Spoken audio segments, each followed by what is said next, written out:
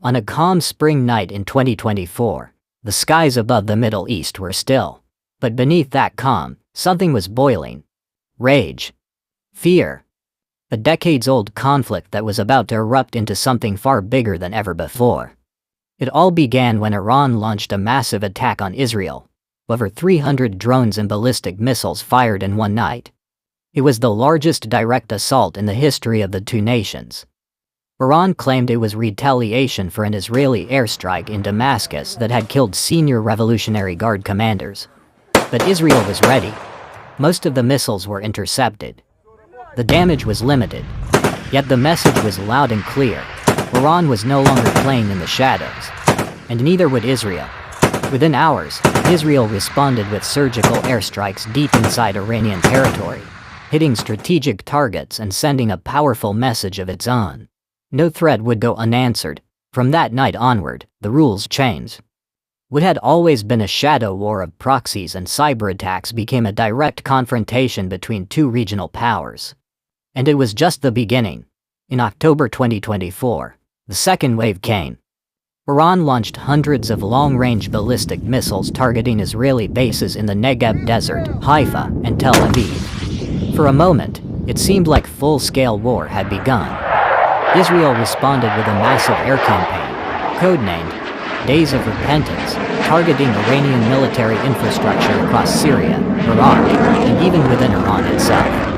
The region held its breath, but nothing prepared the world for what happened next.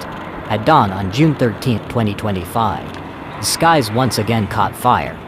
In a highly coordinated operation, more than 200 Israeli warplanes crossed into Iranian airspace. The mission, dubbed Operation Rising Lion, struck deep into the heart of Iran, destroying nuclear facilities in Natanz and Isfahan, hitting command centers in Tehran and Tabriz, and taking out top Iranian military leaders.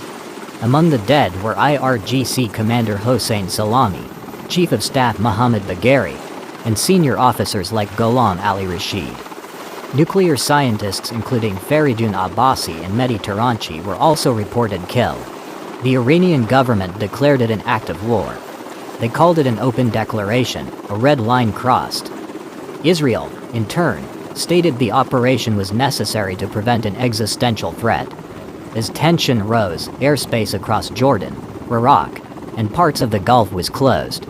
The US and European nations began evacuating personnel. Global oil prices spiked. Markets shook, and the world watched, uncertain where this would lead. This was no longer a cold conflict, no longer fought through whispers and sabotage. This was war, open, direct, and explosive, and the entire region stood on the edge of something far worse.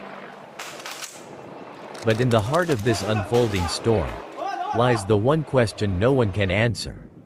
Are we witnessing the beginning of a regional war that will engulf the Middle East?